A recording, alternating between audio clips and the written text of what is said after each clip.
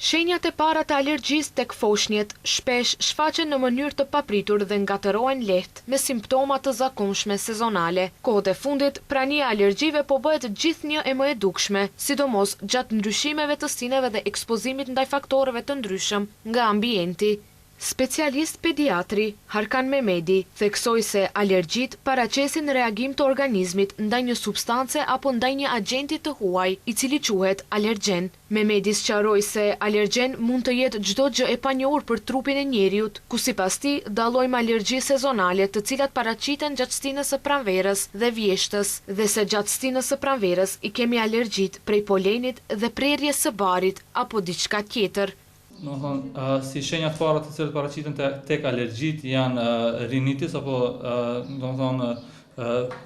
zirja e hundëve, si dhe lotimi i syve apo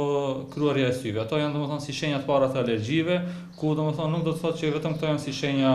të alergjisë, po kemi raste kur alergji kemi një reakcion më të vrullshëm, ku mund të ndodhë edhe deri te skuqja e lëkurës, si edhe ngushtimi i rrugëve të sipërme të frymarrjes, ku mund të vijë edhe deri në vështirësi në frymarrje. Këto janë raste kur vetëm se duhet më shpejt të reagohet, ku të mirë terapia e duhur për mos të dhënë pasoja më të rënda në jetë.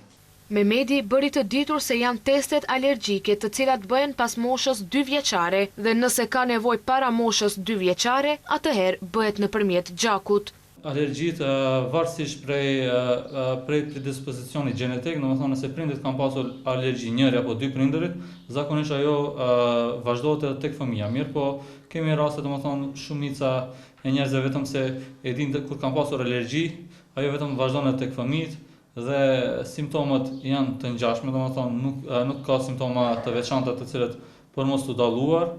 Pediatri Mehmedi tha se kur të shfaqen simptomat e para të alergjisë, jepet antihisaminik, të cilat janë në formë të sirupeve apo ilaçeve, por sipas Mehmedit, kur ndodhin tek fëmijët janë disa lloje të sirupave, të cilat vetëm se gjatë kontrollit tek mjeku am, prindërit informohen për llojet e alergjive dhe se çfarë sirupe duhet të pranojnë.